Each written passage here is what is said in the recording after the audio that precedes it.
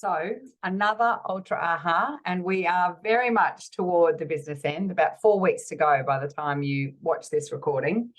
And I want to talk about one of the single most fabulous tools that this Ultra has helped me bring into my toolbox.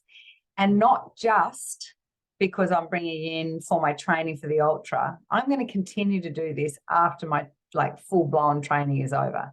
And it's an incredible little tool called ICE. And obviously, can you really see it? I'm doing it as a bit of a stunt, so this makes you watch it a little bit more.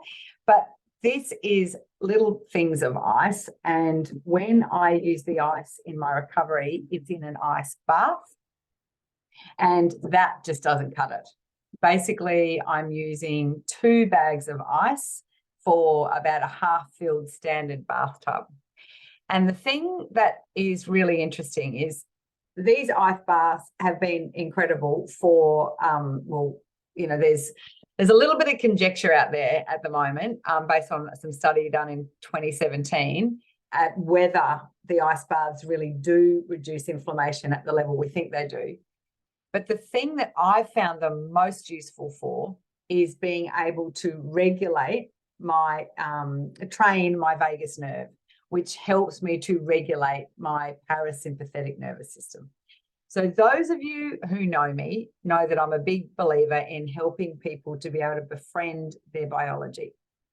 We have the sympathetic nervous system, and the sympathetic nervous system is what you will probably know as fight and flight.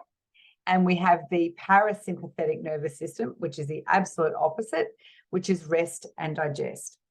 When we get into a position of fear, we will naturally, automatically, we'll go into response of our sympathetic. However, we have this beautiful parasympathetic nervous system, which can antidote a stress response, but we have to learn to bring it on. Well, the thing is, if you don't learn how to bring it on and then train it over time, you'll never be able to bring it on when you actually want it on.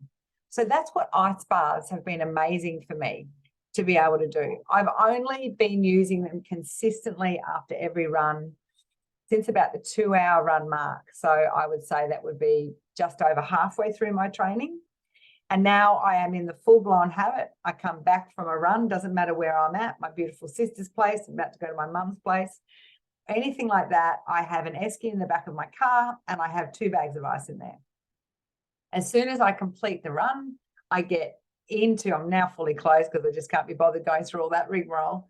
As soon as I get back, I create a protein shake, which helps me with the recovery from the run, and I get into the ice bath.